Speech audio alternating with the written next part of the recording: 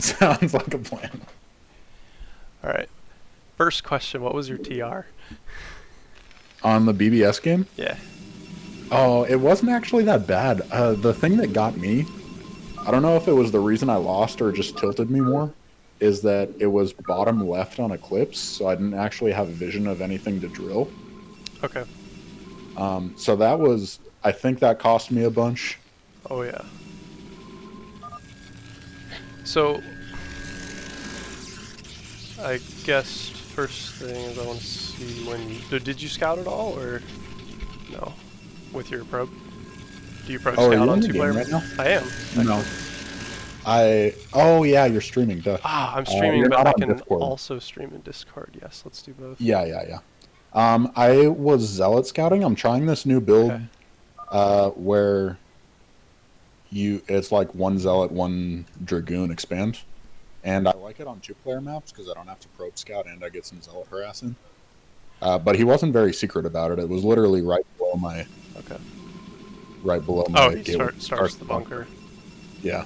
I gotcha. Okay. It's starting late. Okay. Hey, you got your zealot.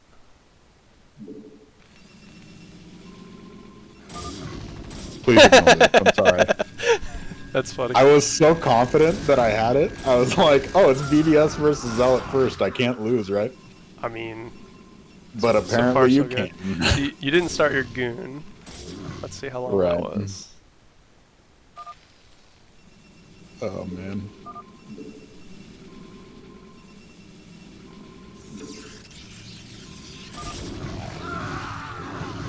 Yeah, that was a while. Yeah, so like your goon would be popping like now-ish at this point. And then it's like an easy hold, right? With just a dragoon. Yeah, that's true. I mean, that's the big thing, but okay, so I always put a pylon back here, even on 2-player maps. I'll like send my probe over, make a pylon, and send it back home, and then I'll goon scout. So you could do the same with your zealot scout, just 16 pylon here and run it home, just for BBS.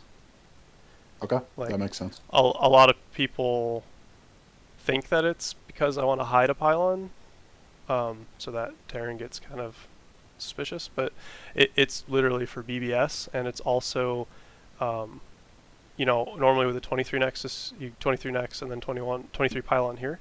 I already have a pylon here, so if I need a battery, I'm good. I don't need to make a pylon at that point, so I can just go 23 Nexus, send it home, and make a pylon in the main. I find it pretty clean. So that means you always get a drill, which is nice.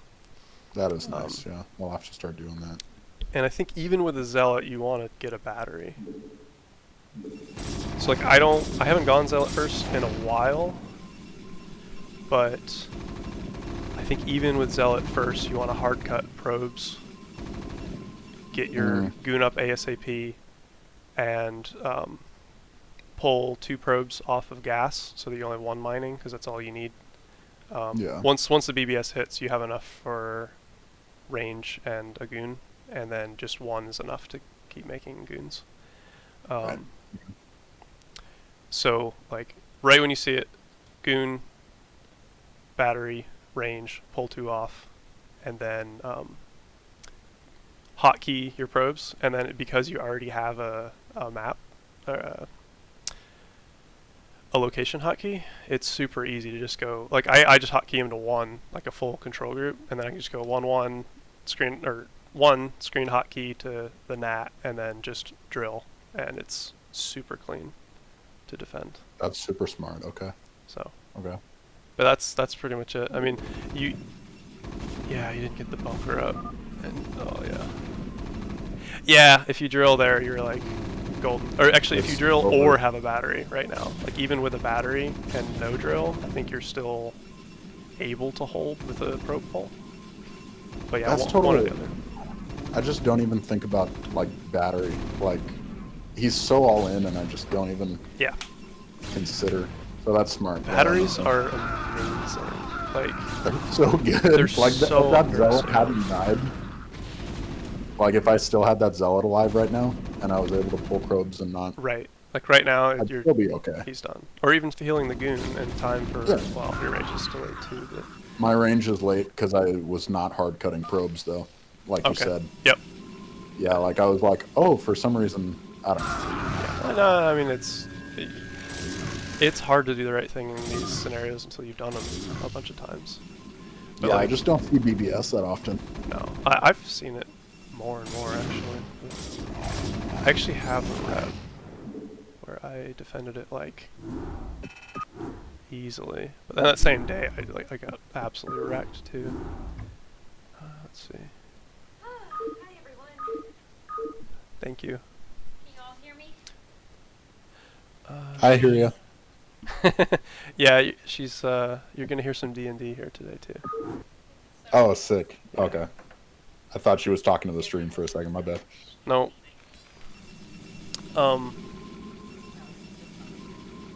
So this one I didn't scout the BBS. I just Uh-huh. did my normal build, and I think I noticed. Yeah, I guess I noticed when I saw his main. How was everyone's Mhm. Oh, I didn't even see it, did I? I didn't even see. I didn't Oh go far enough. no, that's Yeah, brutal. but it didn't even matter because like I Yeah. saw an SCV over here, and then I saw another one here, and so I see it So that's now. Like yeah. worst case, like the Marines are here, we got you. We'll and let us know. immediately pull.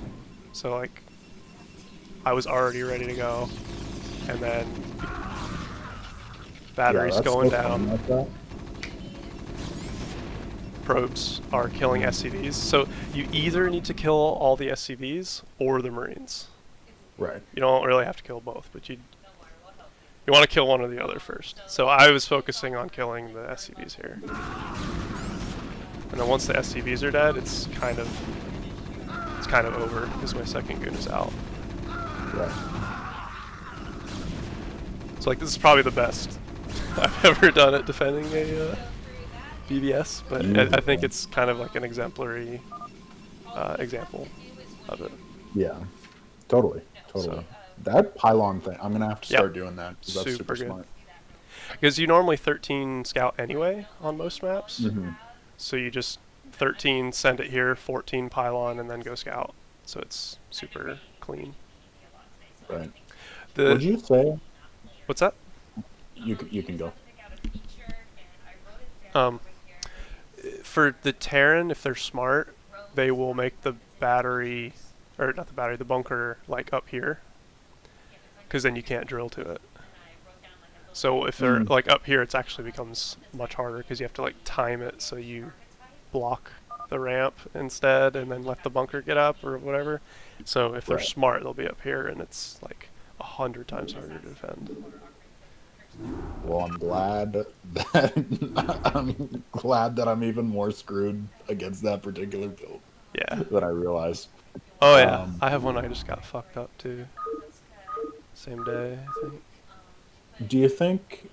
Because I've been goon scouting because I Mhm. just really hate how much of a probe cut it is on 23 Nexus if you probe scout on 13. Do you think that's like an unnecessary risk at 1600 to goon scout? Um, yeah, this is the other Wow. BBS. This That's was brutal. TR10 extra high, Right. which I lost because I can't fucking micro in that. But Yeah, I don't blame you. I think on two-player maps, there's absolutely no reason to probe scout, like ever in PvT. Like Right. it's pointless. But I do think it's worth it on 3 or 4 player maps. Well, on 3 player maps, I send it after. I think I've been sending it after the goon starts, Hmm. I believe, and then on 4 player maps on 13, and that's because if you scout a factory bunker expand, you can cancel the second goon and get your Nexus up faster because Oh, you don't okay. need your second goon since the tank will be up in time to defend the bunker against 2 goons. So the second goon doesn't get any value of forcing repair. Right, that makes So sense. you just cut and the first goon should be in time to defend vulture in that case. So that's one reason. The other reason is I like to know if it's not an expand build so that I can adjust and get a Dragoon on 23 instead of 2 probes. So if Yeah, you don't 13 scout, then you can't always guarantee seeing that. right. So I think it's worth it. It is painful to cut, but it's not that big of a cut. It's a little bit, but it's not horrible. Yeah, and it's like my eco when I do the 1 zealot 1 dragoon expand, I cut harder than that, so it's not a huge deal anyways. Okay. Yeah, because you have to cut for the zealot. Oh man, the scout and Yeah. that's rough. I still lose, but so Yeah. I get my battery, I get my goon, should get my range on time, and then I guess I didn't pull a probe from there, but like I was so happy because I was like, he's like 2150 I think, and I'm like, okay, Oh, I man. drilled there, and then he builds the bunker like right here. Right, that's Actually, did he even build the bunker? Did I just get? Yeah, so like I just get jacked up right here because my probes just didn't micro in TR10. They just all went on one SCV here. It's like, so just goodbye. so frustrating. So, yeah. Honestly, oh, and then I if told him he lags, so. What a legend. That's super funny, actually. Yeah.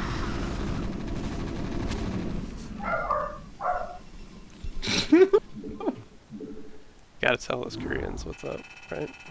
You gotta show them what's good every once in a while. Yeah, if you want that rep of me actually holding one. I think I get the concept. Like, Okay.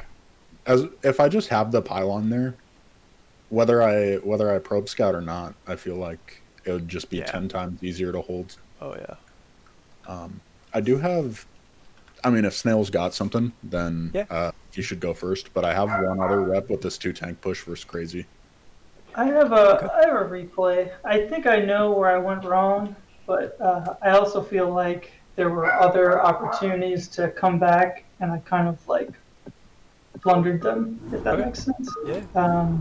It's a PVZ. Let me find it real quick. Yeah, and if I've been maintaining a folder of like various different exemplary games of different things. So like if you ever want a rep of like holding different things or different builds, I probably have one. Just Great. Okay. so you're aware. Like I recommend that to you too. Like every time you're like, I held that 3 hatch hydra perfectly. Just save the rep in a folder. So every time you're like, what the fuck did I do wrong? You have a reference. That's actually really smart. Okay, I like that. I forgot I can get to him here. But yeah, I got some of Drag's reps too. Because he There used you to go. be my coach. But yeah, It doesn't bring, oh no. all sorts of shit. I posted it in the Protoss channel. Cool. Literally like just copy and paste like what I told you to type in on there. You click that and then it should just pop up your whole ranger sheet. Not ranger, road sheet. Okay. Yeah, so basically what happens this game is I scout what felt like a very early hydrogen, so I think I just overreacted, built too many cannons, and then he didn't really build that many hydras, and then eventually he just gets like a lurker contain that kind of lasts too long, and my third just gets super delayed. Okay. And I feel like my main problem is I don't know when to throw down a robo if I see the layer. But I could be wrong. Okay. There's probably a couple errors in here. Yeah, it's fine. That's good. That's a good thing. Okay, so he's going 12 next, or 12 hatch. Yeah, it comes up. Mm-hmm. Could have blocked the hatch, but it's Not the Yeah, end of the okay, world. for classes, and then you click the one right below classes. So, okay. Hey, so you watching the channel now? Yep. Let me see. Turn you up a bit. Okay. So, I guess I missed that a little bit because I was screwing around in Discord. Against Hatch first. So against Hatch first scout, you can actually like skip your forge. It's Mm-hmm. pretty significant optimization, but you can skip the forge if you get on first scout, and then you would go 13 Nexus, 15 forge, 16 pylon, 17 gate, 18 cannon, 19 gas. But in this scenario where it's okay to get the forge first, like if it's second scout or whatever, but you don't want to do this probe cut that you do here. It's more important to keep making Gotcha. probes than to get the nexus up. So if you, for example, second scout, or if you know, for a while I didn't do the forge skip because I could not remember for the life of me the build. So you could go forge on 13 or on 12 rather, like you do here. 15 nexus, 16 pylon, 17 gate, 18 cannon, 19 gas. So you just basically don't cut these probes right here. Okay. So Yeah, I was unsure of how to. I knew there was probably a way to do it, but I've screwed it up before. So sure, yeah, I just went for the forge first okay, as sort of normal. yep, that's fine. I mean, it's fine, but it's also like it is significant, like getting your cannon this Mm-hmm. early and delaying the probes for this long. Ooh, yeah, you delay them for quite a while. Yeah, this is quite significant to do this. So I think learning the optimization, and I can post them if you want, but the Liquipedia article for Forge Fast Expand actually is accurate. I updated that with the correct openings. I didn't give a first scout hatch first. I can write that one out, but for everything else, for overpool, 9 pool, 12 pool, and hatch first, second scout, the Wikipedia article is accurate. So if you ever Okay. want to see the optimal ways to react there. So you should be at like 17 probes right now. So this is Mm-hmm. actually quite significant. If you don't know the general rule, when the lings pop, that's when you need to start your first cannon, because it takes approximately the same time to build a cannon as it takes for lings to get across the map.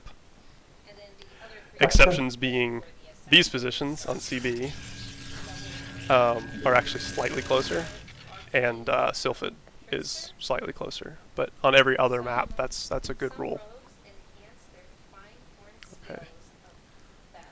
So here you get a second cannon as well, which is again a big investment. Mm-hmm. So you can definitely get a lot more greedy, basically.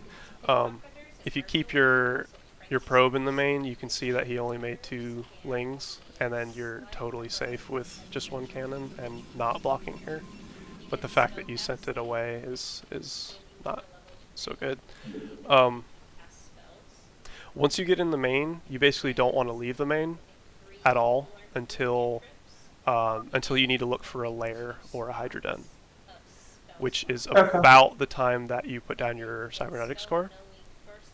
So typically I'll keep my probe in the main until I drop my core and wait about 10 seconds, and if I don't see a lair or a hydroden in the main, then I'll leave to scout the nat to see if there's a lair or a hydroden here, and to look for the third. But Okay. otherwise you want to stay in the main because they'll do this, and it's really obnoxious. Yeah. So, and it allows you to skip this cannon here. Gotcha. Okay, oh, almost made it. Okay. So we're going 1 gas, which is fine because you got the extra cannon. I love sending the second probe. Yeah, the second one actually does get in, which is when I scout the den. Okay. You're going Stargate here? Okay, good. Yeah, probably a little slow, but A little bit, it's not so bad. If that's something that you want to do, we can see about it. So right now, for So yeah, if you see a Hydra at this point, then yes, it's going to be a 3-hatch Hydra, no matter what. Doesn't mean that they're going to go all in, but it definitely means that you need to be ready for the first wave. Which essentially the first wave, all you need is, you need to have 3 cannons up, which you do, perfect.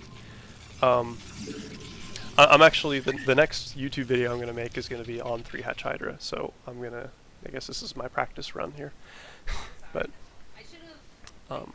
you were going to say something? You could probably include this as this is what you don't want to do, because I built like 6, I think. That's So.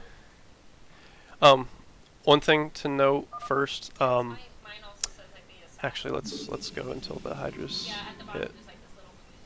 So the first wave of Hydras, you want to have 3 cannons complete, and that's safe against them like diving forward and taking out cannons. Alternatively, if you have the cannons back 2 hexes and enough zealots to block the chokes, then you can get away with 2 cannons, because until Hydras have range, or until they kill your wall, they can't reach a cannon back here, or at least not effectively. So Gotcha. I always put my cannons 2 hexes back, because it's much safer against Hydras. But you're safe here at this point, because you have the 3 cannons. The next kind of break point is when your wall is destroyed, you need to have 5 cannons finished. So I actually like that you're going up to 5 or 6 here. I think that's actually fine to like insta go to 5. Going to 7 is, yeah, a little bit much, but honestly, it's not insurmountable at this point, to be honest. So you are going for legs here, and you're still building probes, okay. Yeah, I wasn't really sure if I was supposed to like cut probes or something to like rebuild the gateway sooner. Okay, I'm just taking it all in for a second. Yes, so your number 1 priority is to get enough cannons to survive, which you've done. Generally, 1 cannon every 2.5 to 3 Hydras is safe. It depends on the number of zealots you have to assist, but so here we have 3, 6, 9, 11 Hydras. So you should be safe with 5 cannons-ish. If not, yeah, 5 cannons should be plenty to defend this. So the extra 2 here is not really necessary, strictly speaking. The way you know that is this Corsair. So I think it's fine to kill this first Overlord here, because, you know, if he's pumping Hydras, it does help you survive. But right after this Overlord is dead, you want to send it right here. Actually, you really want to scout the whole thing, because right now this Corsair would be at the Zerg's base, and you would see an extractor coming up, you'd see a lair, you'd see drones popping, and 2 hatches coming up, and it's very clear at that point that the rush is over. So he's going into a macro game. The most important thing that this Corsair can do is just watch larva, and to see if there's drones or Hydras coming out. If my Corsair was at his natural right now, would it be wise to like cancel the last cannon? Yes. I'm not sure if it's still coming up or not, but yes, I'm guessing. Yeah, I definitely would. 6. So it really depends on timing, and it becomes kind of a feeling thing. But you definitely, if you see that you've overcommitted to cannons, you should cancel some. Yes, absolutely. So the normal reaction is to instantly rebuild your forge and a gate. Like, well, so you get cannons up first, and then you instantly rebuild your forge and your gate. You can pull probes from one of your gases if you're not like rushing straight towards Templar. You can pull out of one gas because you need a lot of minerals to build the cannons and the forge and the gates and everything else. So you can pull out a gas if you want. But so let's see, let's replay it. Basically, the reactions to 3-hatch Hydra, or not the reaction, but the follow-ups to 3-hatch Hydra vary tremendously based on when they cut Hydras. So, like, I think you're trying to kill some overlords that maybe stray out here, but you really need to see if he's doing what he's doing right now, or if he's adding more Hydras. Because if he was making Hydras right now instead of all this, you would need more cannons than this. Like, this is not even close to enough cannons versus somebody who's doing a Hydra all-in. Yeah, I can confirm against Packrat. I lost to that shit. So yeah, like 12 or 15 cannons is totally fine against a player who's going like absolutely crazy on Hydras. So like if he's making Hydras constantly, you would be adding cannons very slowly, just one at a time, adding more and more cannons while teching to Storm. Because all you need to do in that scenario is survive. Once you have like 12 plus cannons and Storm, you've basically won the game, because Zerg is so far behind that you can just go for a robo, get your range, and then do a mid-game timing, and there's zero way that they can hold it. It's just impossible if they went for an all-in version. Against this, you have to counter pressure.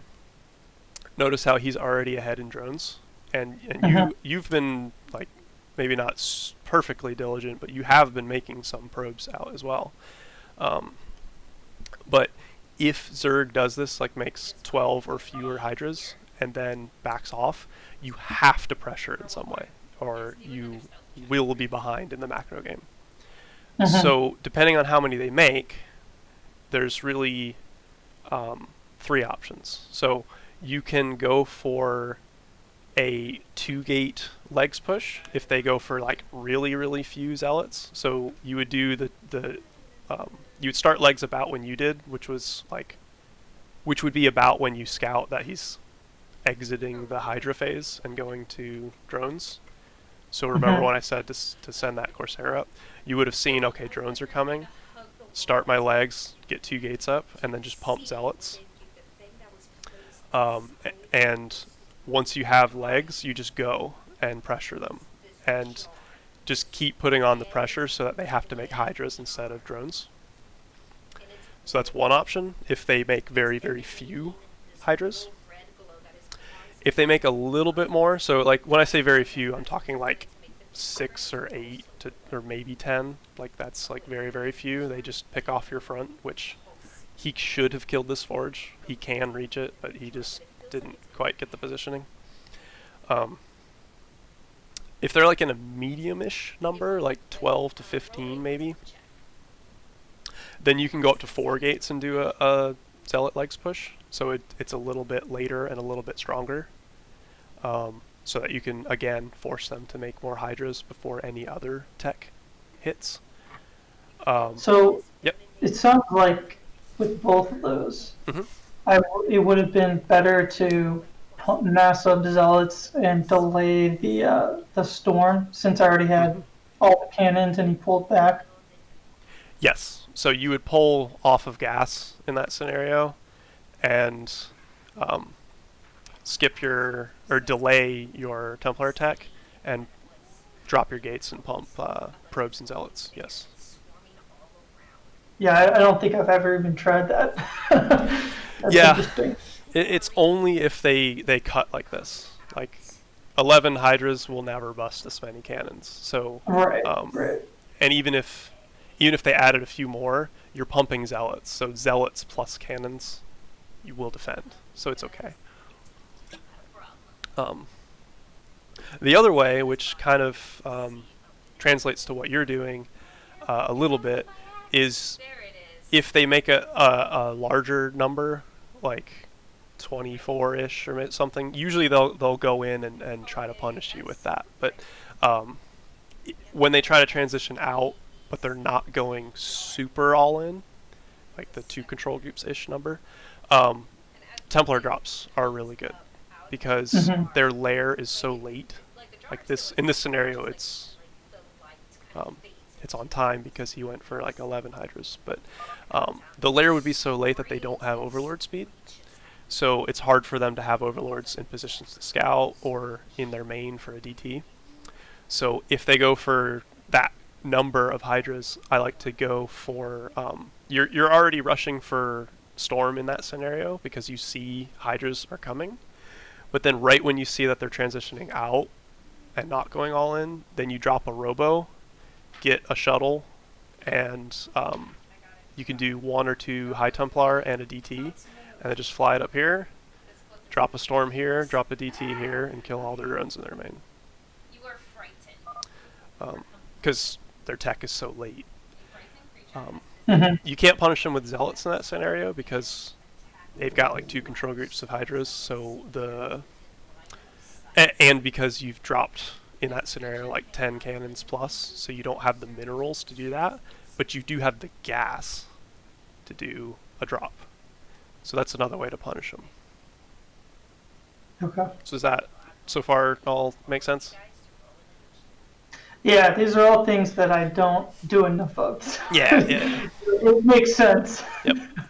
I mean, and you can just have a default reaction. Like, I gave you 4 different options, right? Like, there's. I think so I'm kind of leaning towards trying the drops Mhm. because I feel like I have a tendency to be late on my robotics because Okay. I don't know, I like don't think about it until it's almost too late a lot of games. Hmm. So if I was thinking about it more proactively, then my observers would also never be Sure. late as a result. Yep. And it's easier, right? Because you don't have to notice it instantly. In order to do the zealot responses, you have to notice it immediately and get your legs up and pull probes out of your gas. But if you don't notice it exactly on time, you get your storm, so you're safe to a bust, or you drop. So it kind of covers both aspects, right?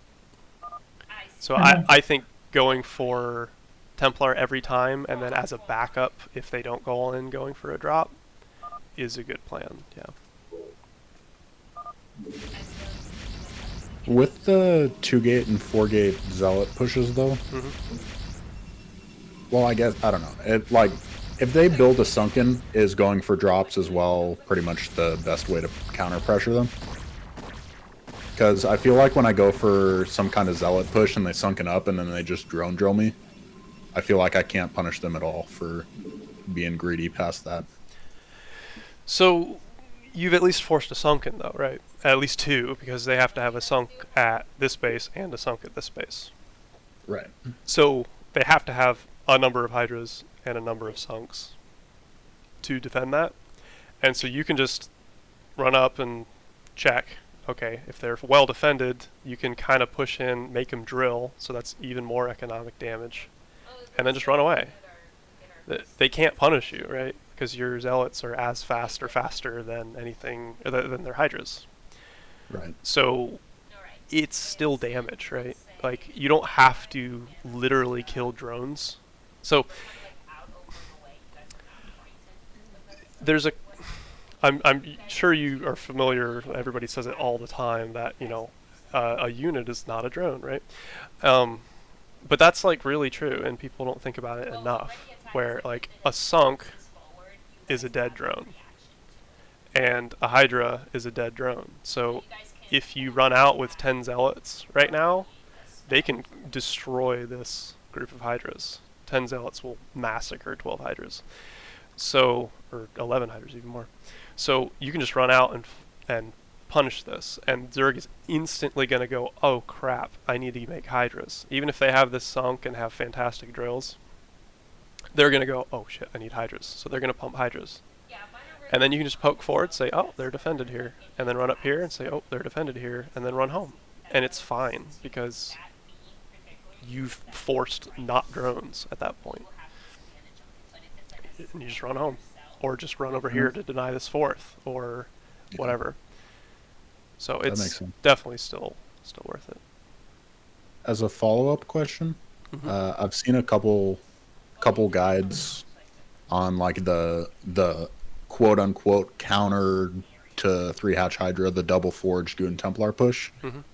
Would you say, because I saw one from, I forget who it was a Jin Jin guide, but it doesn't really matter, where he literally didn't do any kind of speed lot timing at all, and he still just won. Would you say that counts as counter pressure, or would you say that you probably want to mix in a speed lot push as well while you're doing that?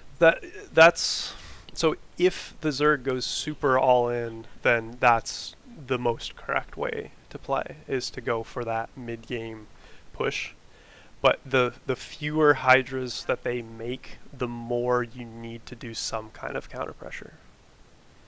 So, like in this scenario, I mean, we can continue the game, but essentially what I expect is that Zerg has had enough time of no pressure that they'll easily hold.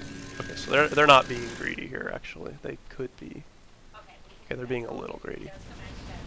But like, I have games, or I've had games where I will do exactly what you're saying, like go for the double forge and just mass up and do one big push. And it's so easy for them to hold because they make 0 sunks, they make 0 spores, they just get a fourth and have 60 drones and a million lurkers up here because they did no pressure. So it really depends on how many hydras they make, I would say.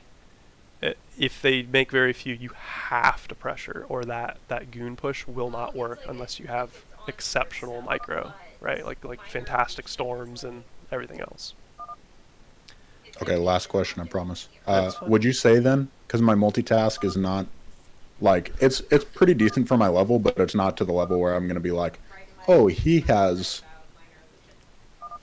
10 Hydra exactly at this point. Would you say just going for a 4-gate speed lot timing with like 10, 12 zealots into that Goon Templar push is a pretty decent catch-all? Yes. Yeah, I think that one or the drop just as a default will work in most scenarios, yes. Oh, yeah, okay. Yeah, they're the middle-ish ones. The 2-gate is a very much, like, you need to read that they cut super early. But one or the other of those two options, I think, are both good catch-alls. Yeah. What time would the 2-gate hit? Like roughly what time on the game clock would you expect that to hit? I basically don't use the game clock, so I can't answer that. I'm horrible at knowing timings from the clock. I'm very much a play by relative timings type player. And by feel, so I couldn't say, but I would imagine it's supposed to hit before they have lurkers, otherwise it's not yeah. You basically, so right when you see the hydras, you should insta make a forge and 2 gateways in your main, and then obviously your citadel's already building, and then right when your Sayer sees that they're droning, you would go for legs and then just pump zealots off of these 2 gates, and between the usually you'd have 3 zealots from the gateway earlier, and then you'd probably get 2 or 3 rounds out of your gateways that you rebuilt, and then you just go with 7 to 9 zealots right when legs finishes. And then obviously you have to be careful with them because they could have made hydras in the meantime, but if they did, then that's your goal, right? Like, you want to force hydras. You're not trying to kill them, you're trying to force hydras. So, Hmm. yeah, I would say right when your legs finishes and you have a group that could engage with their hydras that are sitting out here, just go. You can always back up. And then would you be taking a third behind that? No, that's still early. So you would still go for your normal mid game, your 12-minute push. Okay, Um, gotcha. but that's just an interim pressure. So I think so as a general rule, just so you're aware, normally a 9-minute mark is, and I know I just said I don't use timings much. I use a few. 9 minutes is normally when you would drop a robo in a typical game. Okay. So this is, I think, is just a little bit late. Considering that he went for a late layer style, this isn't horrible. I think my observer is also my observatory is Okay. also a little late, so it ends up kind of compiling. Do you have goon range Yeah. yet? Uh, if I don't have it, I started soon. Okay, you did. A good rule is right when you think about goon range, get a robo, and vice versa. Those two should always go together, or not always, but in general, if you're thinking about range, and you should make a robo and vice versa, just as a general rule. Gotcha. So, I missed some action. Yeah, I kind of tried to push out. Might have been premature. I was trying to get ahead of the Okay. lurkers coming, but he just had a lot more lings than I was expecting, and Okay. the storms here do okay, but he sends in another group of surglings that. I mean, you don't have an obs, so you can never defend this. Yeah. Unless, this many lurkers.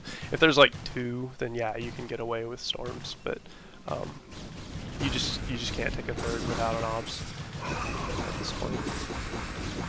But honestly, the big issue is the fact that there was no counter pressure. So he could have 60 drones right now if he wanted, but instead he went for army. So he can get this contained just because there was a lack of counter pressure. So at this point, yeah, we can try to. I mean, we obviously should try to push out, which I guess we can get into that.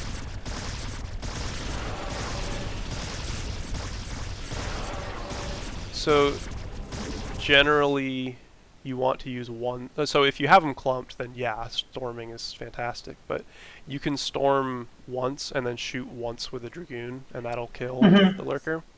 So storms are really, really, really precious. So doing that in this scenario is trivial, right? Because like storm, and whenever you feel like it, go let me go kill it with a goon, and then continue. Excuse me. But making only goons. Now we're making zealots. That's okay. But you generally want to try to only make goons at this point, since you have enough storm. 5 Templar is fine, but you want pure goon against a contain like this. So I like this. So generally the way you want to break out of these, if the Zerg is on point, they're going to have a clump of hydras here sitting with their lurkers, and they're going to be ready to pounce forward because dragoons are garbage against hydras. So when you're breaking out here, you have mostly the right idea, but what you want to do is get a bigger wall of dragoons. So just grab all your zealots and just tell them to fuck off. Just throw them up here, because they're just going to get in the way. Then you get your dragoons out in a line and make it all the way as wide as you can get it. So you can clear out these first ones like this, but you want to grab these goons and have. Yeah, they kind of got bunched up a little bit. I needed to kill another cannon or two. I think. this one right here, and then you would have had a good path. Yeah. So get your wall of dragoons, and then have one Templar just behind your goons, because you need to defend your goons against a Hydra running forward. So you just take your goons and you attack, move it just a little bit forward, and then kill any lurkers that you can kill. And even better is if you can come from an angle. So like if you can push out this side and fight this way and go down, then you have a better arc against their arc. If you run right here, all the spines go in an arc, and it feels really painful. So try to push against a wall in a decent arc, and then push against the contain. And always have as big of an arc as you can with Storm ready to go. And right when you see something jump forward, storm it, move the goons back, reset your line, and then start attacking out again. And every time you back up, macro. It's so hard to macro in these scenarios because it feels like you're on a clock, because, I mean, you are on a clock, but you have to kind of just like make some ground, macro. Okay, let's go back and try to push a little bit further. Okay, we got a little further, macro. It's really important to keep spending in this scenario. Yeah, he killed one of my pylons from when I tried to take the so I got super supply blocked here, which gotcha. Was so like probably yeah. Good storm. Slow on that. Good storm, but like if that Templar was here, you could have put it forward and probably killed all of them, even with that reaction. But yeah, at this point, your only chance is if you break out and then immediately kill your opponent, which relies on you macroing right now. So the fact that you're not macroing and not taking a third means that there's no way to punish. So the game is, I won't say over, but you're so far behind. I mean, you're ahead in supply, but that's because of the macro here. But yeah, I probably should have just tried to kill him instead of take the latest third known to man. Yeah. Poor Archon there. 24 kill Archon. Yeah. Yeah, and then here I think I tried to storm the second clump, but my units were spread out, so I didn't storm much of anything. Yeah, it's tough. At this point, our upgrades are an issue too. Like your 2-0 versus 2-1. Oh, hello. Your 2-0 versus 2-1, and he's 5 base versus 2.5. So yeah, it's. In theory, yes. If you were macroing behind the breakout, which I never do personally, but if you were macroing behind the push out, then you may have been able to bust. But honestly, the lack of a mid game pressure was the big issue in this game. So yeah, focus on getting the right number of cannons and scouting as soon as possible. I like that you're conservative with your cannons, because it's better to have like 2 extra cannons than fucking dying. To dumb stuff. Yeah, yeah. I mean, putting up the 7 cannons. I saw the den. I was like, I'm not losing to this. Yeah, and that's fine. I think making the 7 cannons, you could have gotten away with 5, but it's not the end of the world. But not seeing that he was droning, I think, was the end of the world. Gotcha. So I think that's the key here. Anything else on this game, or? No, that probably covers it. And then if you scout 12 hatch first on first scout, you go. What was it exactly? I'm gonna write it down real quick. Yeah. If you see the first scout, you can go 13 Nexus, 15 Forge, 16 Pylon, 17 Gate, 18 Cannon, 19 Gas. The only asterisk for that is sometimes they do crazy stuff like 10 hatch, 10 pool or something like that, in which case you may need the cannon early.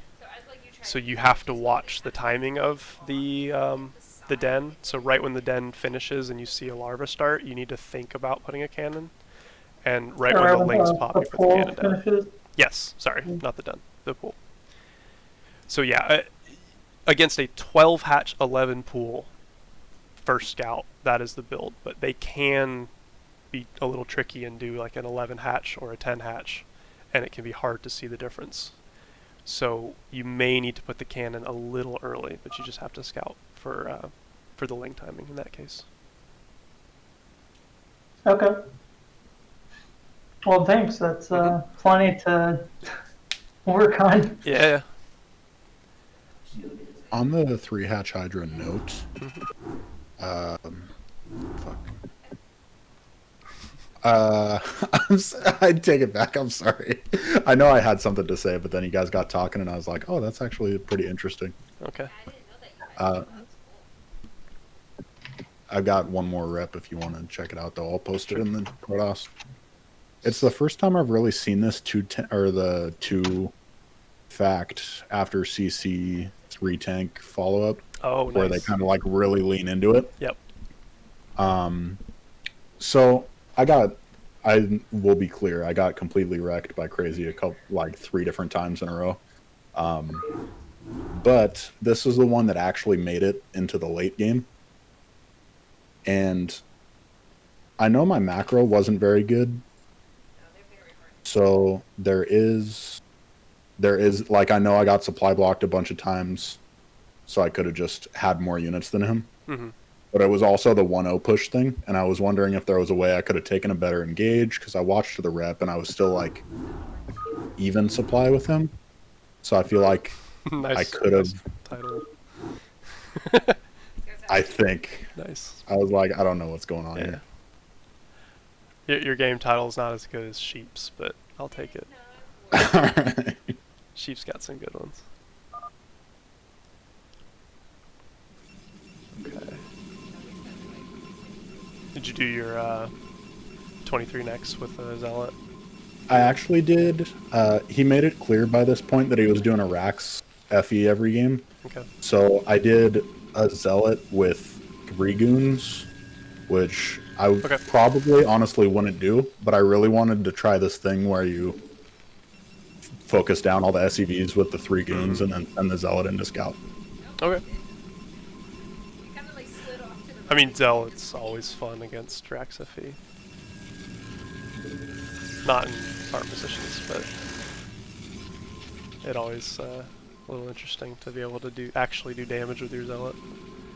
Yeah, it feels good. Got a range. I personally always take a probe off, but you don't have to. You can take a probe off after range starts, if you want. When would you put it back on then? After you get the Nexus? When the Nexus starts, yep. I actually put it back a little early because I used to forget a lot. Okay, so like, fair. whenever like I'm thinking about I'm ready to put down my Nexus, I throw one in the gas just so I don't forget. But yeah, Right, makes sense. in theory, right after the Nexus starts is when you need it for the Robo. 20, 25, 30. Okay, yeah. Yep. Yeah, I think it's 30 right? Okay. All the usual stuff. Did he go for a Rax FE or a Refinery FE? Because there's a key difference. Okay, so he went true Rax FE. Yeah, like the top part of it, it's kind of like one of those really like tall bases where it has like this long neck and kind of like a really big card. So you can just throw the Zealot in if you want. I mean, it's a little questionable, but if you want, you can throw one in there and just force him to pull SCVs. Especially I kind of end up just throwing it in, but it's a little bit stronger with the 3 goons there. Okay. Because okay. you can get the combo on the repairing SCVs. Right. Okay.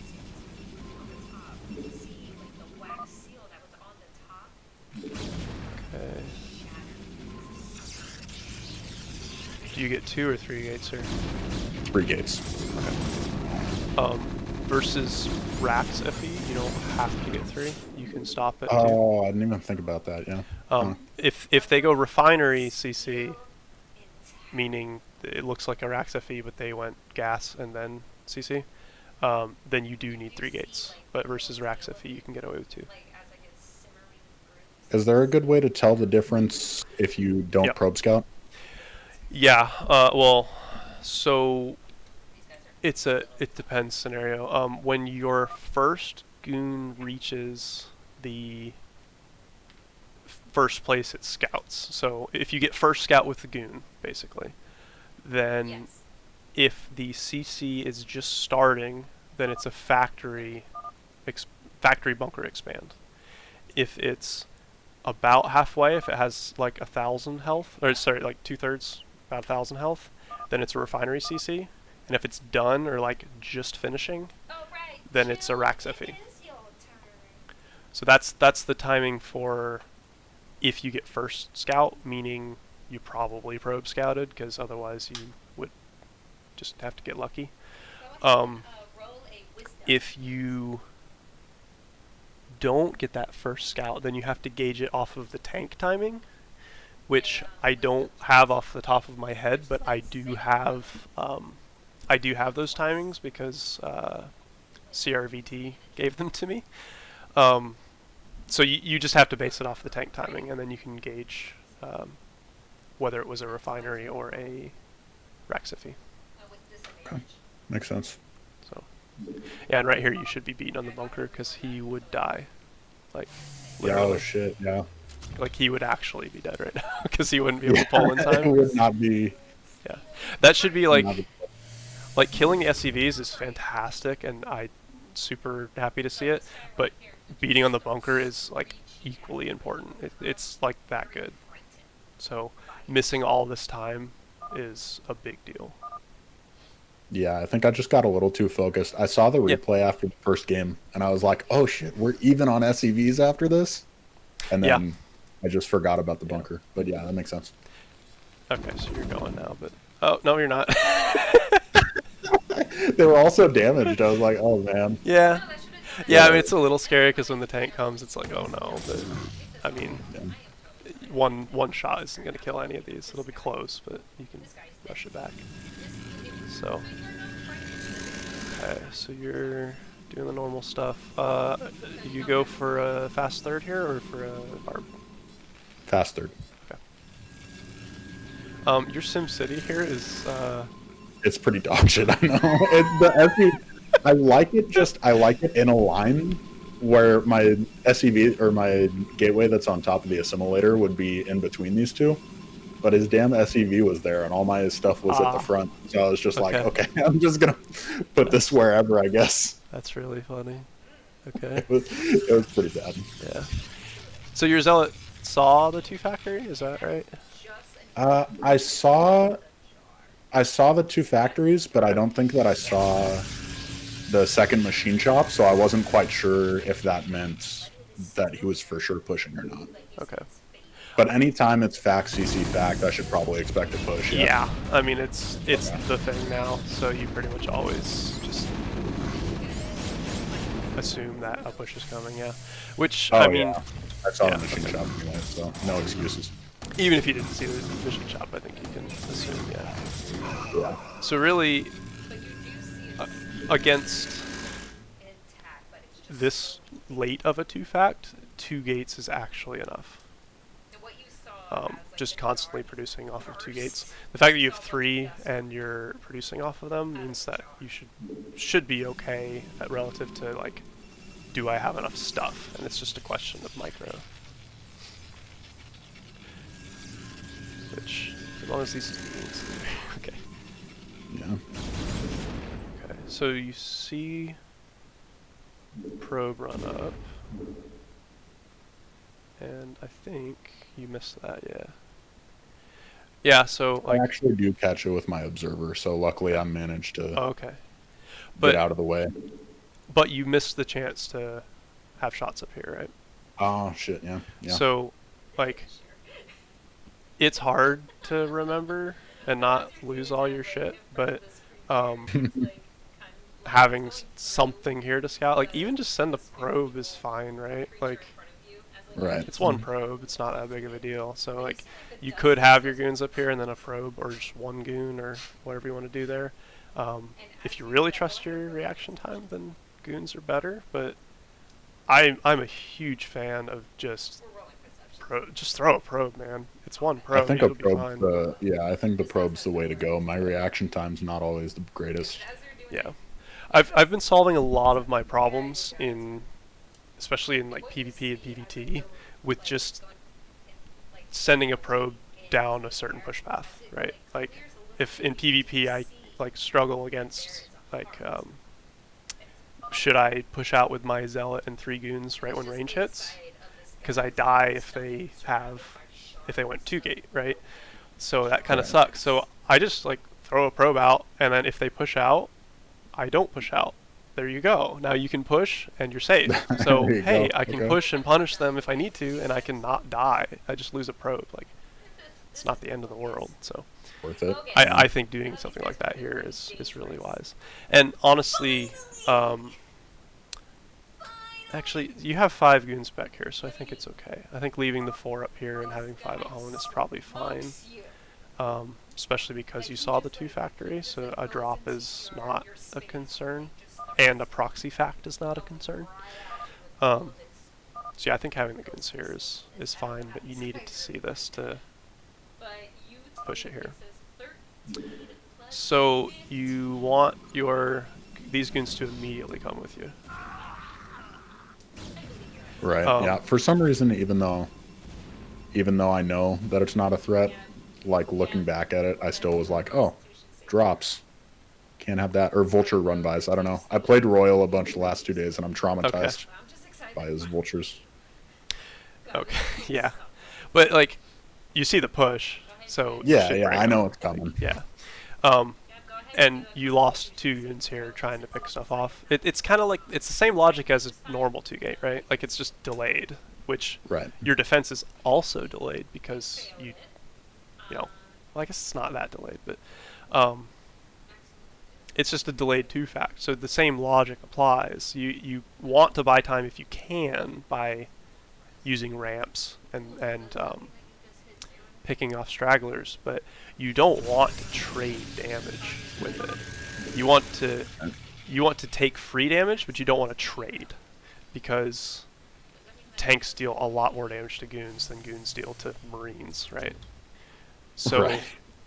if you could have stood here and take a pot shot, actually even better, right here take a pot shot and then here take a pot shot, but he'd probably just go the other way. But that's good. But so here you could have taken one, but that's actually, well, so like this is actually bad for you, because Right. you're killing marines and he's keeping tanks, and you're losing dragoons. So you're trading you're trading dragoons for marines, which is not what you want to do. Yeah, Here for you sure. can take a shot or 2, but Oh, God. Oh, yeah, I remember this now. I was like, why the heck am I not? I don't know. Whatever. Yeah, not great. yeah. So this was all micro. So, but the in-battle micro is one thing, but I think just not sending these is the bigger one, because like, Yeah. if you let's see when you see it. See it now, and you react. So if these goons were sent now, and you just didn't fight here, and you just backed up and met with these, and had a 9 goon engagement, you would be engaging probably like here-ish with 9 goons, which clears this, right? Like, it's not like you're gonna destroy this, but you're definitely advantaged in that scenario. So like right now would be when you have 9 goons. So you could just make a nice arc right here and go, and this will be just crushed with 9 goons. Because I think you almost clear it with this, right? Like it's kind of close. Right, yeah. Here. Even with the That might mine. happen. Yeah, that was rough. Okay, so it's not that Mm. close, but I um, wanted this thing to hate oh, me. he had mercy. Nice. Yeah, I didn't realize that he just actually Yeah. didn't want to end the game that early. I mean, it is a risk for him because like if he loses this push, then say goodbye to this third. Like Right. that's never gonna happen. So like I think it is wise for him to push and mine up and then run away. But yeah, I mean, just meeting up and not engaging here is the key to that. We could talk about the micro and the battle, but that's really the key.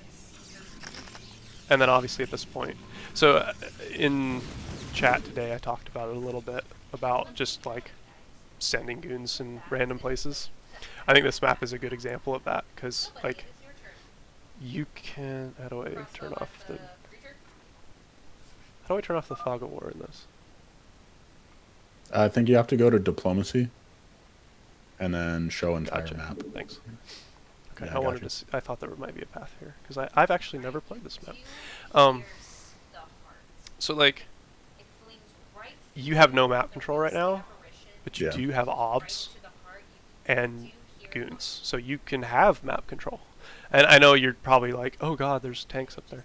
So I get it, but you can totally like put like 4 goons right here, 2 or 3, like 3 goons here, and 4 goons here, which I know you don't quite have that yet, but like a small group, and a small group, and he can't do anything, right? Like you start to have map control, you can clear out these mines, you can even like send your observers a little bit forward, and if there's some mines out here, you can clear them out. But like you start to have some map control, and this run by is just not possible.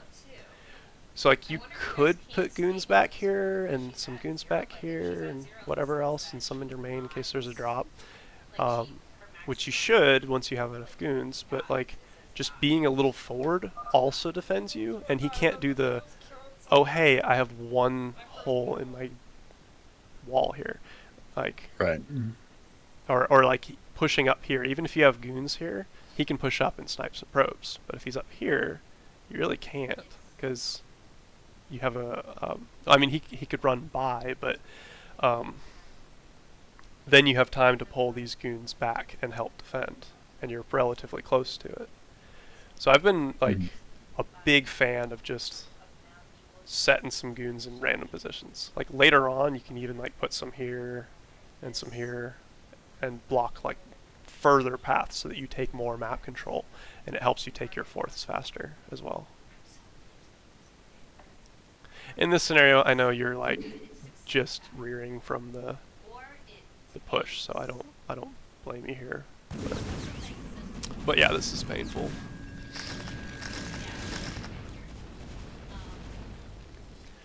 So you saw the CC, you saw that 4 factories are coming up. There's no armory, right? Yeah, I don't There's see it. a. I don't see it. Oh, never mind. No. I thought that an armory came before the 9 factories come up, but I guess not. I think it's supposed to, but it didn't. So he's doing a 0-0 push, I guess. So like, arbiters are obviously going to be really good against this because he has to rely on scans. But DTs as well, because again, he has to rely on scans. So if you see that he is going for a big push like this without a science facility or even a starport, then you can just like do what you're doing here and then just make like 2 DTs right now, and then set him out here so that when he pushes, just go, and then he has to scan for that, and then he moves a little bit further, and then he has to scan for that, and you might be able to take out a tank or 2. Right. So I do that against the 5 and 6 fact, but I just figured with this 9 fact, since they've got 3 scanners, that it's not really worth it. But you think just because like it's such a hard game, and you might pick off a tank or 2 because of the multitask, that it's still worth? I think it's that and the fact that your arbiter should be in time, right? Like Yeah, it I don't- comes just in. I don't like face if my this, probes didn't all get massacred. Yeah.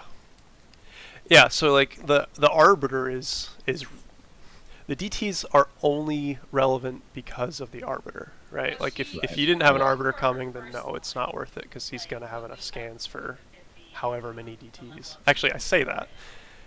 You could just pull a Tim and just constantly make a bunch of DTs, right? And then he will eventually run out unless he can make turrets. But Yeah. the Arbiter is the reason why you just make a couple to buy a couple scans out of him and buy a little time. But yeah, at this point, I mean the damage you took here and the fact that your gates are late is really the issue. Yeah. Okay. Yeah, that's. I knew the early game didn't go well. Yeah. So I figured that I was probably in a bad spot from the beginning. And then I just get supply blocked a bunch, which is Sure. sad. But like you lost a bunch of goons and traded, and I think you got 0 tanks. So like that Yeah, is it painful. And then Did not go. Um, Oh, and then I Nice. try and just force sieges here. sure. Do end up losing quite a few. But like you just don't have enough, right? Well, actually, the other thing is, you went into zealots a little too early. Okay. You probably want to get well, unless you're doing the new storm speed shuttle style, but No, I'm not. normally Not trying. yeah, I'm not best. Yeah, you want to get like at least probably a control group and a half at least of goons first, which so you're a little bit light, because that helps with like you're saying the forcing of sieges, because goons do that. Zealots do not force sieges because they want them to be unsieged versus that usually. So this amount of goons is not scary. He can A move this, right? But if you Right. had 2 control groups of goons, then yeah, he wants to siege against it. So just another round of goons would be better if you're trying to force sieges like that. Okay. But Makes even sense. then, like this amount of zealots with a good engage could Well, do it still, I don't have, like, my legs. speed finishes somehow. I don't know how I don't have speed at this point. Don't ask me why. But because it's our game. it just now finishes. Okay. So, can't quite get on top of the tanks. Yeah. So if you had speed when he pushed out, then I still think it's. I mean, it's not an easy hold, but it's possible because you're lower on probes. So this is actually a slight army advantage for you in sheer numbers, and he has no upgrades. So it's possible, right? Like it's not good Right. for you, but it's Yeah, for sure. maybe an even fight if you engage well. So like when you see this, if you had immediately grabbed all your shit and come, then it may have been possible if you got your zealots on top of the tanks right away. Right. I'm noticing a theme here. Get all my shit together Yeah. and then fight. Yeah, it always feels like, oh my god, I have to do something right now. Like he's pushing, I have to do something right now. I have to engage right now. And I am constantly fighting myself to think, don't, like, a late engage that's executed well is 100 times better than a bad engage on time, right? Like, you're more likely to just throw away stuff for free than you are to have the miracle, hey, I did it, right? So, just, like, be a little late. It's fine. Like, you don't, if you see this coming, like, just send your shit here and prepare and then go in. Like, don't go crazy. The pros have perfect engages on time. Everybody else has either shitty engages or late engages. That's it. So it's better to be late than shitty, right? So okay.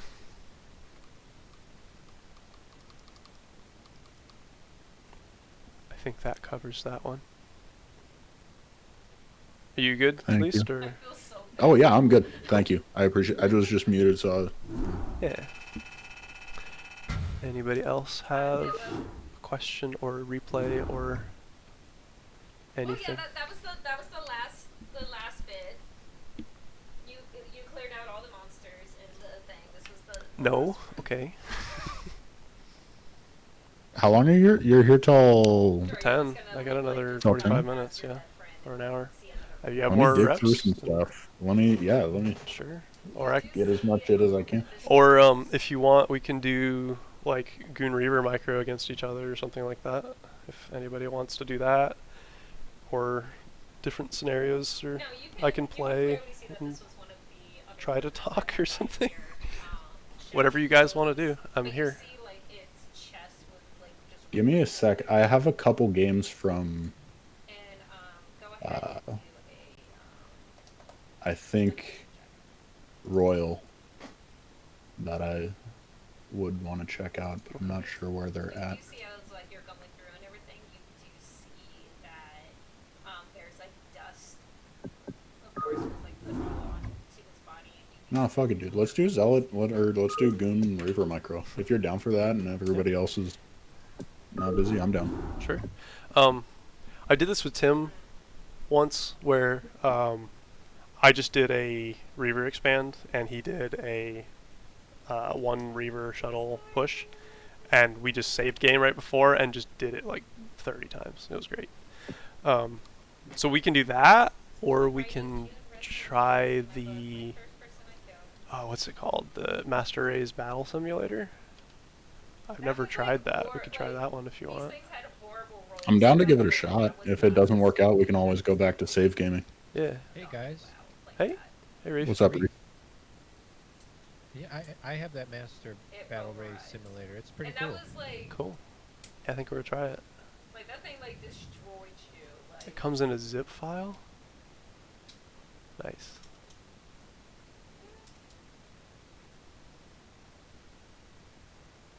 I thought it was just like. Oh, he has a bunch, doesn't he? It's not just one.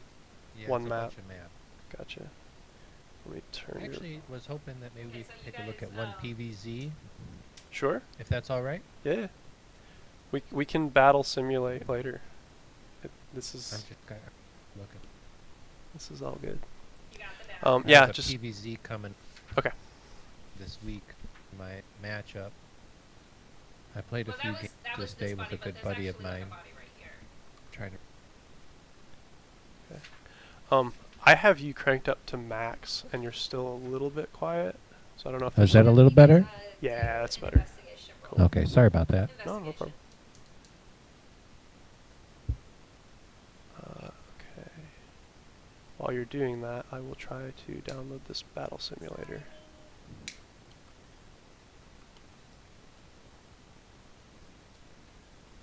Ooh, you guys did really good.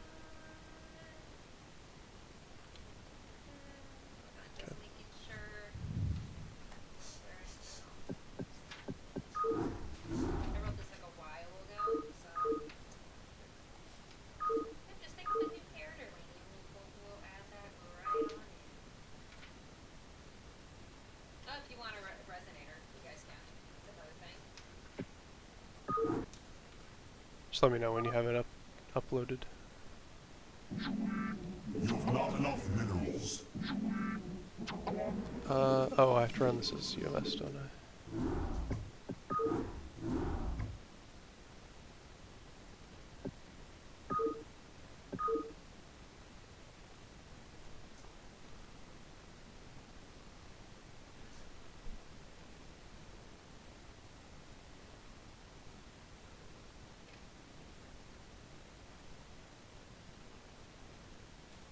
Oh, I can't. Okay, it's not letting me do UMS on single player. So, as you guys like stare at the body, you can Interesting. see, like, again, this is one of the workers, so you found all 4 workers. This man had the worst. You do see that, like, a lot of his blood was pretty dry. And you can see that the blood that was made, You still looking, Reef? Yes, I am. I think I Okay. found it. Okay. Just making sure I got it. Okay. pentagram was his blood. They used his blood to make the pentagram. And what you see is like by that. Okay, so this battle simulator, I have to have a human opponent. Shattered. You do see that the long part of it Interesting. is still kind of intact because of the red wax that was put on it to seal it, and like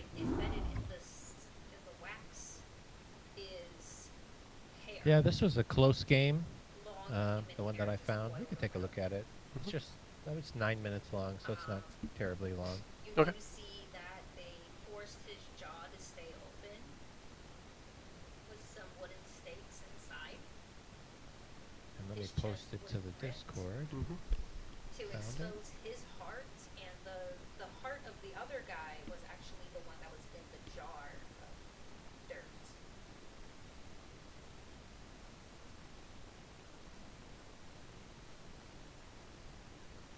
You prefer it in Protoss. Yep.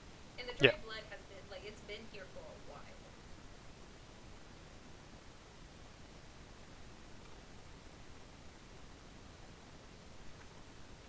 Gotcha. All right, there we go. Hopefully Should you I can see delete it. your Yep. other one?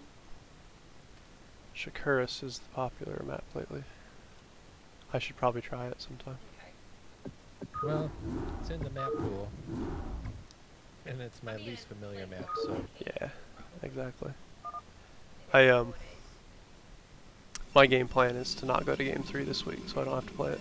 Okay, I'm just gonna put your name in it, and then like you can change the name of it. Okay. So I was watching your video about doing a +1/+1 attack. Okay. Great video. I was also kind of comparing it against the Team Liquid. The Team Liquid post talking about a Forge Fast Expand. Talk And about in the team, Liquipedia? Liquipedia, yes, Okay. I'm sorry. Yep. And so Or we can just like resurrect one of the you on things game is time. I'm still trying to learn all of the different Zerg builds, Mhm. you know, like when I see it. Right.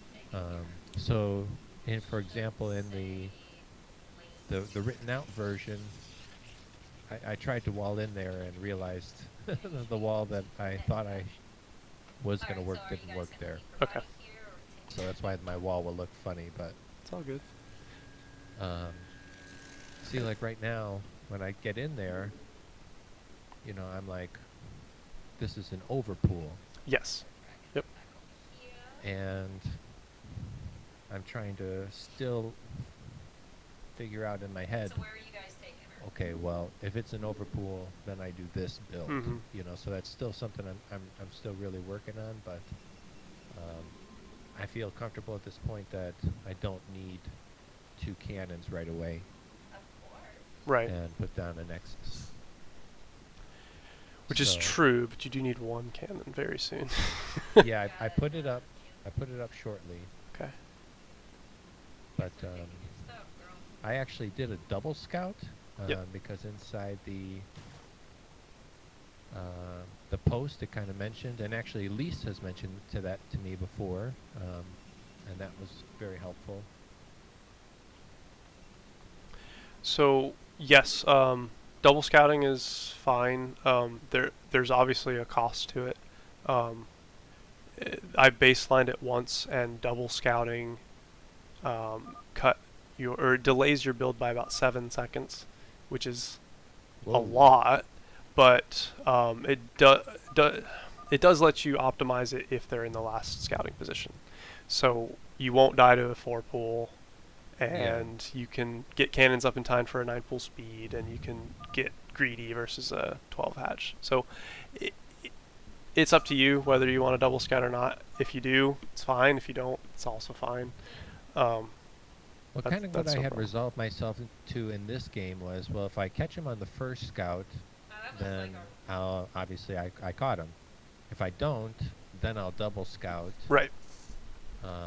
Because from my thought is, okay, maybe my build will be a few seconds behind, and I appreciate you mentioning 7 seconds because now it's a real number. But my thought is, okay, my build will be 7 seconds behind, but I'm in the game. Right. Exactly.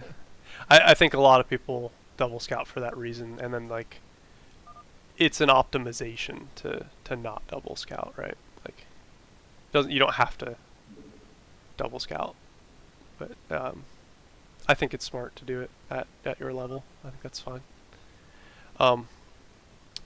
So just so you are aware, I mean, you have the Wikipedia post, which is accurate for the reactions, but for this case, you would do a 13 Nexus and 13 Cannon, which does require a probe cut to do, Okay. and that's totally fine because your Nexus is up in an appropriate time to make up for that probe cut. So we purposefully delay the cannon to get a Nexus up, and then the cannon will finish exactly on time if you do a 13 Nexus and 13 cannon. So he could have sent these Zerglings over with his overpool and gotten straight in and started to kill probes. Even worse is they could go for sixlings off of an overpool, and then you're really dead. Yeah. So, yeah, 13 Nexus, 13 cannon would be the cannon timing.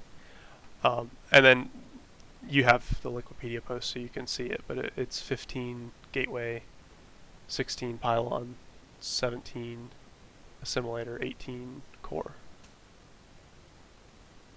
So, but yeah, that's all covered in the Wikipedia article, so I don't have to get too far into that. But you're like super greedy here. But Yeah, that's just ignorance, pretty much. yeah, which is, it's okay. That happens. So I think you're gonna put your gate here and have like a 3 zealot That ball. was my that was my plan. Nice. But there's the gate doesn't fit the way that I put the pylon there. So I think one should fit here, but the cannon is in the way. yeah, No, that's I funny. tried because I tried to put the gate there and realized that it doesn't fit. Yep. And, Okay. That's why I put the extra cannon. Oh, okay. That's funny. Okay. So this is a friend of mine, and he's actually he typically wins, and we played in a preseason match together for the CPL, and he beat me then, and then we just did a in the King of the Tiers, we got matched together, and he beat me then as well. Okay. So yeah, you definitely need to focus on the build here because your gateway is okay. It started here, but it's so your gateway. It allows you to both have zealots, but more importantly in PvZ, it lets you have tech. So most of the time, you do want your zealots so you can defend or be aggressive, but as a general rule, you need your cybernetics core to start when the layer starts, which means your gateway has to be significantly earlier than that, right? Because you need your gateway to make your core. So with this core timing, which I think you're going to make a core here. Yep. His layer is almost done, and you just started your core. So if he went for mutas, which his gas timing actually indicates, you should probably die to the mutas with a core this late. I see what you're saying. So the lair allows him to put down a spire. The core allows me to put down a start. And Yes. I bet you the spire and the Stargate take about the same time to put down. I don't know the precise timings, but the spire takes longer than the Stargate. But so the timing I'm talking about, if your core starts at the same time that the layer starts, then your Corsair will arrive at the Zerg's base right when the spire finishes, or just before the spire finishes. Okay. So that's kind of your safety, because normally they'll instantly make Scourge right when their spire finishes. So if your timing is just right, you can scout and run home right before the Scourge kill your Corsair. Okay. So that timing of layer being the same as your core is quite important. So I played a few games with him, and then right after this, I found your video of how to do wall-ins, because I saw that you had posted that. You guys are like And more than then I was like, oh, I messed up my wall, so what I need to do is figure out how to wall. And then I saw your post and watched your video, I was like, well, that's really smart. I should do that. Okay. And I did So- post wall-ins for all the CPL maps in our Discord Oh, okay. So I as didn't well. see that. Okay. It's I'll have to pinned check it in out. Protoss channel. Okay. No, So, I'll look. in all Okay. Here we position, go. yeah, all positions on Shakuris are either a 2 or a 1 zealot wall, which is really nice. I think this is a 2. You have 2 zealots there. But Oh yeah. So looking at Shakura's bottom left. So I put the forge in the wrong spot. Black.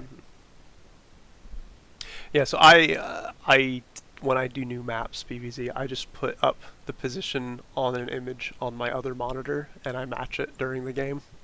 Really? Yeah. Oh, When I'm that's first cool. learning it, yeah, I just have an image up because it's really hard to remember them at first. So, Well, I have an extra monitor at work that I can borrow. yeah. Okay. So, your opening obviously was Yeah. questionable, but you Yes. are ahead in probes still, which is good. And it looks like you're going for a Citadel opening, which is fine Oh, it should be in if your they don't order go for weapons. mutas. If they go for mutas, it's difficult. But around this, so you want? Are you going for? Ah, okay, I see. So kind of my hope was, because I had watched your video beforehand, I thought maybe I didn't do the right order, but I do want to try to have some Corsairs with some leg speed Okay. to try to get a +1/+1. That was As kind she's of my like goal. digging through Okay. pockets. So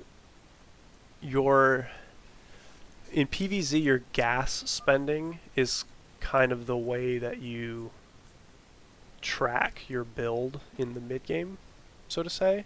So like in the same way that in the early game we do 8 pylon, If you want to be a 12 sorcerer again, forge, you can be a sorcerer again. 13 nexus, blah blah blah. We use supply counts to describe the super early game.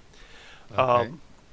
In PvZ, you use gas to gauge when you can add Hitting new it for tech, AC was because high tech is because of the that, most important thing in dragon- PvZ. dragon So tails. basically, your goal is to spend your gas as soon as you have it.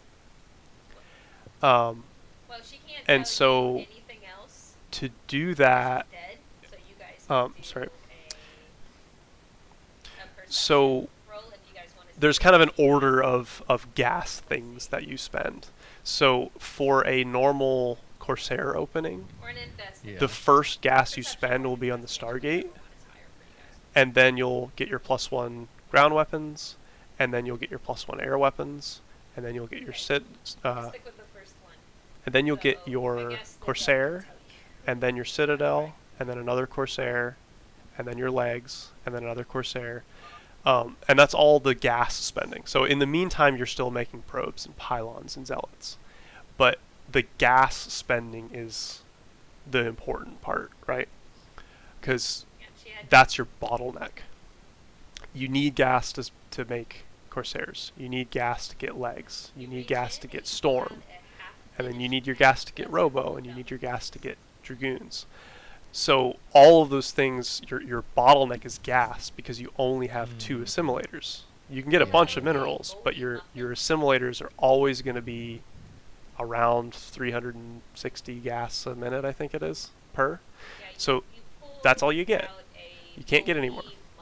So getting your Robo here and the opposite order of getting your Citadel and getting your Templar Archives here makes it so that you're kind of doing everything at once, and you can't really use any of it effectively because the order that you've gotten these is inefficient, right?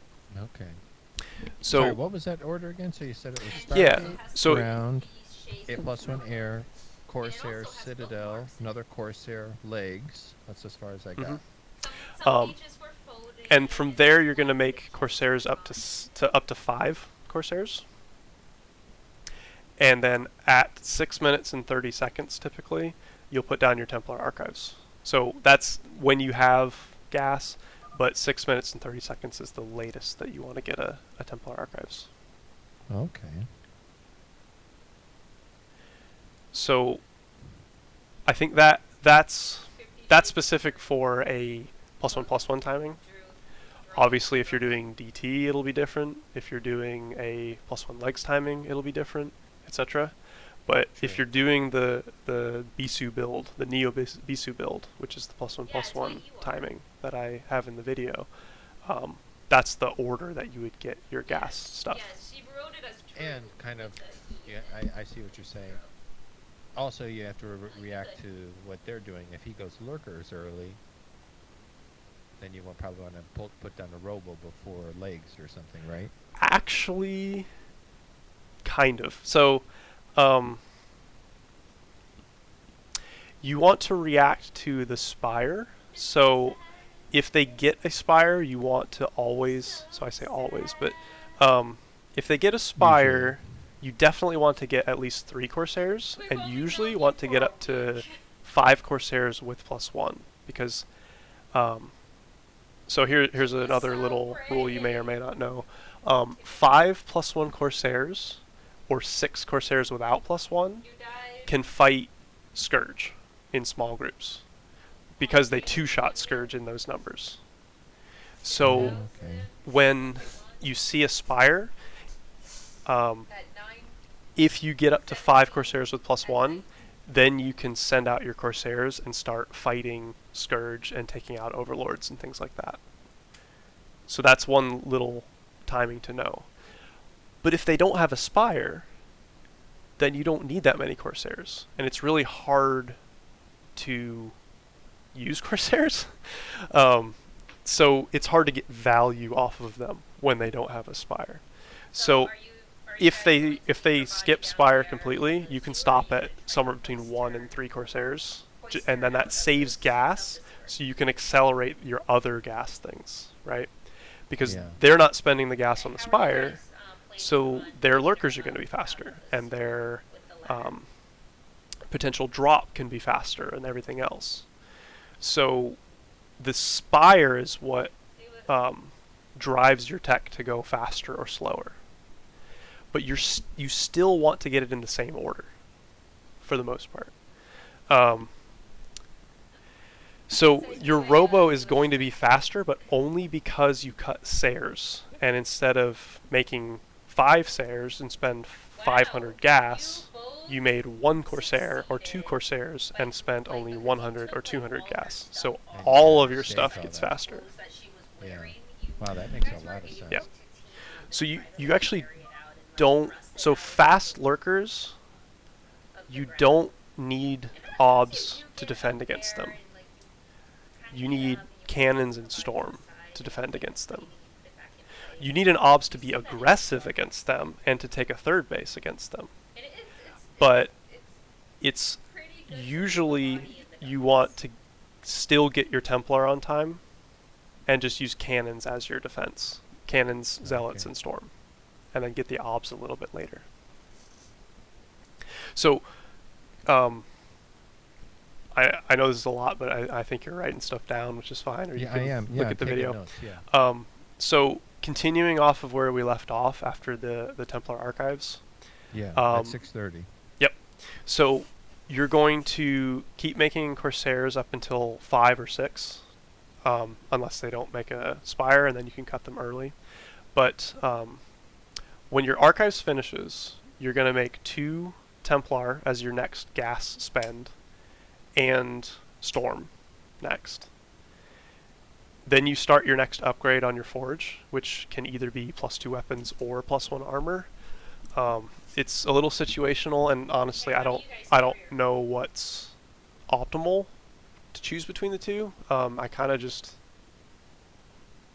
do whatever now, and if there's more Hydras, you typically want to get armor, and if there's more lurkers, you want to get +1 or +2 weapons, and if there's more lings, then you want to get +2 weapons. So I think it's a question of how many Hydras they're going, but either one is fine.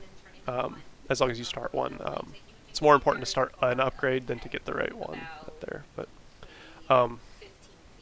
so anyway, As you guys are lucky. when our archives finished, we made 2 Templar and got Storm, and then we started our second upgrade. And then we want to get 2 more Templar once those finish, so that's our next gas spend. And then a Robo right after that should be around 8:30 to 9 minutes, which is the perfect timing for a typical lurker opening. So that's our next gas spend is the Robo. And then we get Goon range after that. When our Robo finishes, we make our Observatory and then start pumping Goons. And that's our last gas spend that's like rigid. So that order that I just described is, it's not always optimal, but it pretty much always will get you everything you need in a good order, right? Okay. So like the first thing you need is Corsairs, so we rush for that. And then the next thing you need is upgrades, so we get that next. And then we need to get legs and storm, so we get that. And then we get our observers, and then the last piece of the puzzle is the goons.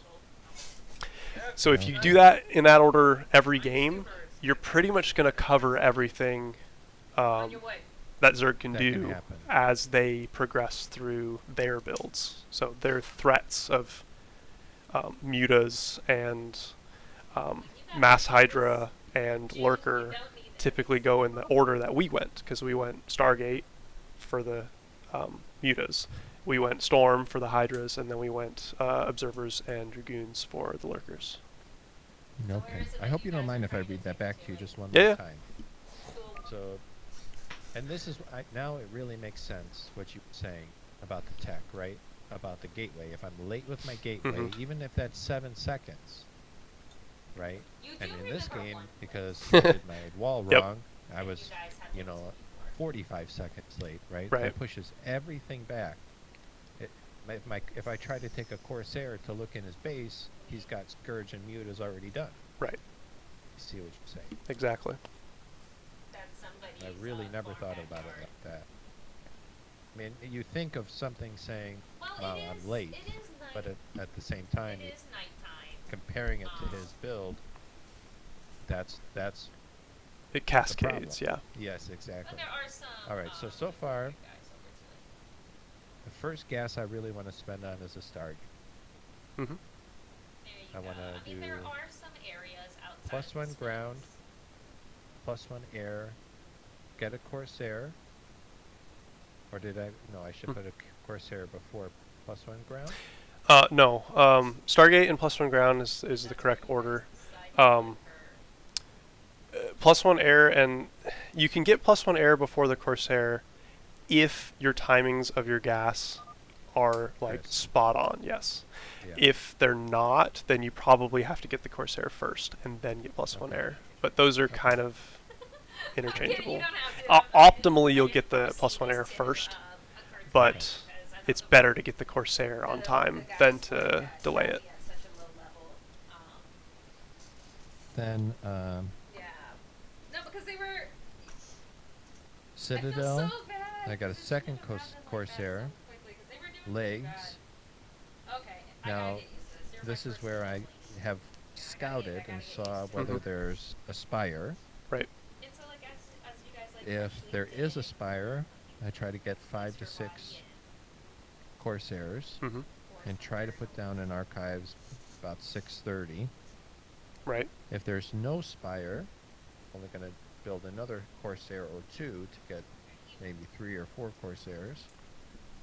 Then So if there's no spire, I would say that you can do anything between still kinda decaying 1 on the Corsair guys, and it's and not cancel faded. +1 But air, it does, like, because it's, like, or you could Oh, go all the okay. way up to 3 Corsairs and keep +1 air. perfectly. I think that whole spectrum is acceptable. It just Sure. depends how good you are at controlling Corsairs. So if that's a weak skill for you, then I would just stop at 1 or 2 Corsairs and cancel +1 air, so that you can accelerate everything else.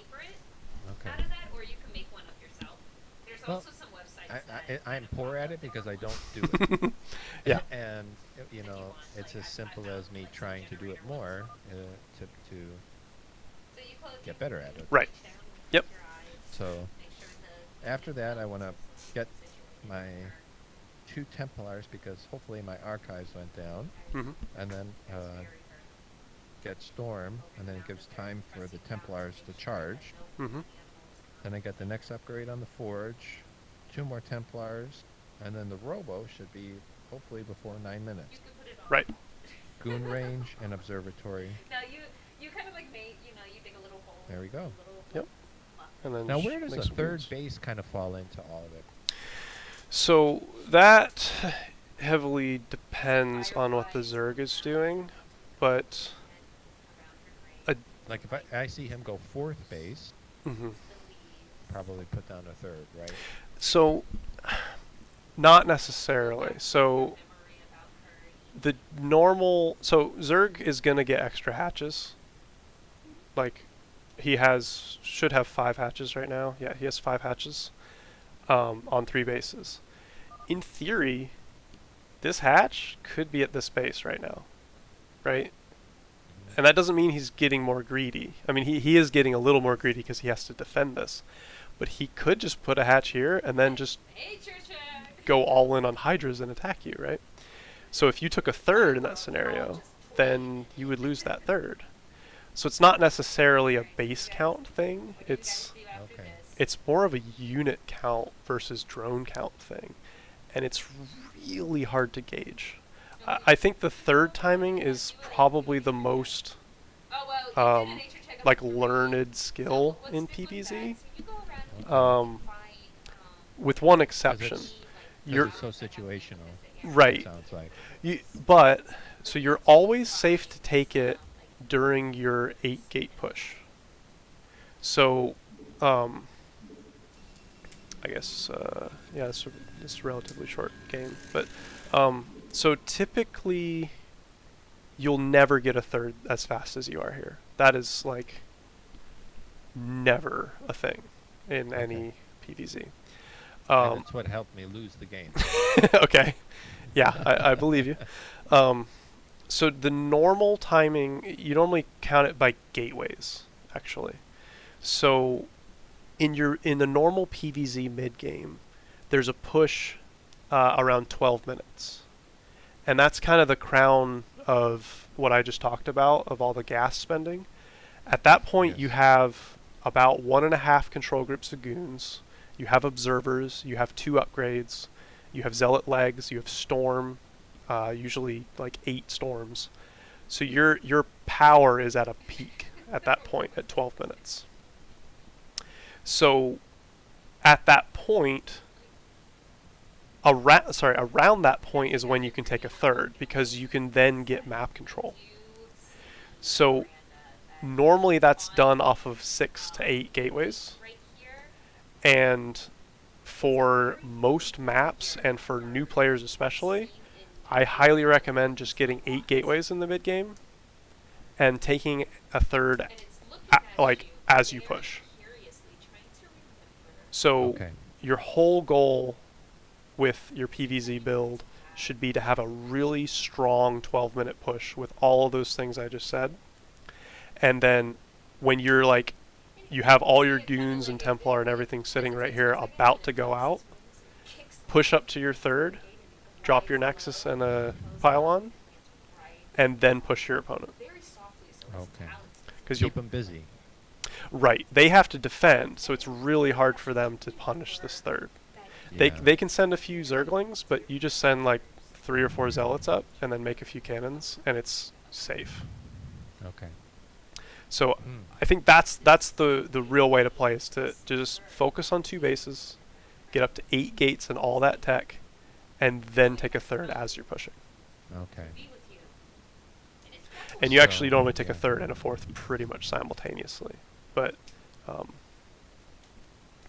yeah, delaying the third as much as possible is actually perfectly fine for your level. That's and even I'm like 1900-ish, and I almost always get 8 gates before I take a third myself. So it's Okay. viable up to B rank at least, and Okay. and higher. I can't thank you enough for your time. No You know, problem. last Wednesday we talked.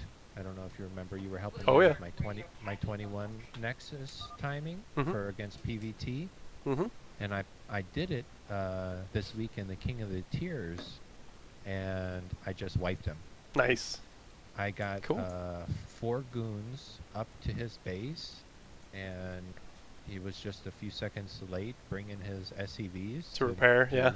to repair.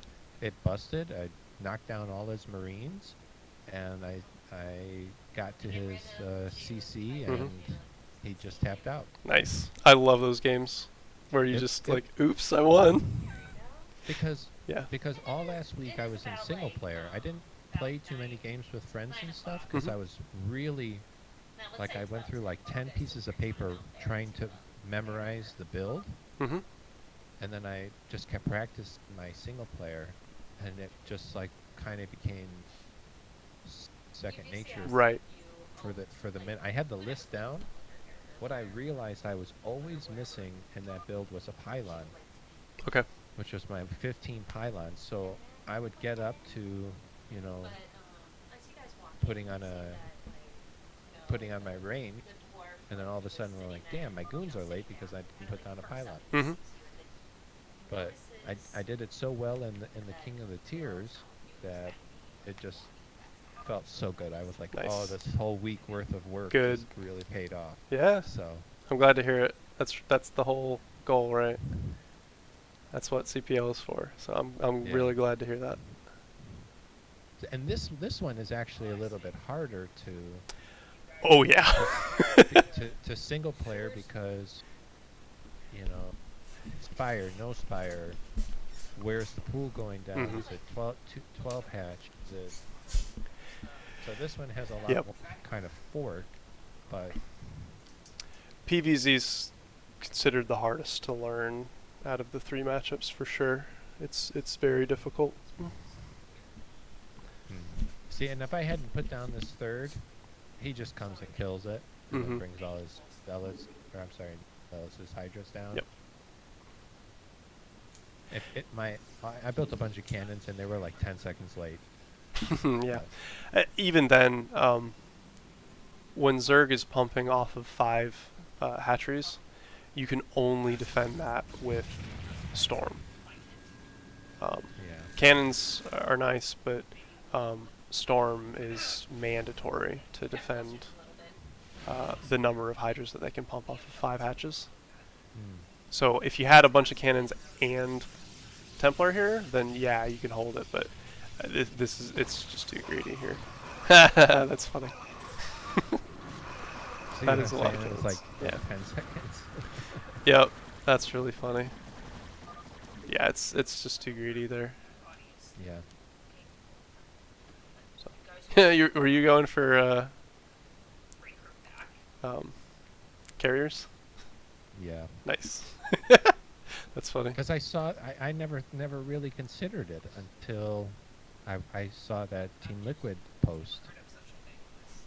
Because there have been some games where they have 5 bases, there's lurkers at every ramp, Mm-hmm. and I can't get up anywhere. Okay.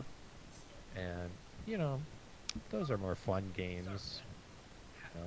But still, I'm like, how do you... I've tried doing some recalls. Mm-hmm. Those are hard because they have the Nidus. Mm-hmm. So I thought, you know, maybe I'll try and just goof around and, That's funny. maybe try a carrier. But I never make carriers, man. I don't know. I don't make them in any matchup. I've tried. I've always lost.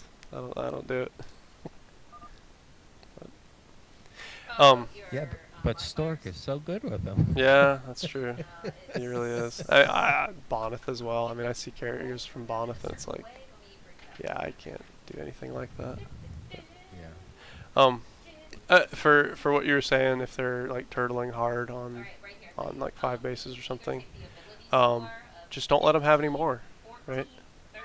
Like Oh, I see. normally, a lot of games, especially at low levels, are decided by like timing pushes, where you're like, "Oops, I didn't have storm on time," or things like that. But like as you progress, games quickly turn um, into delaying bases and denying bases.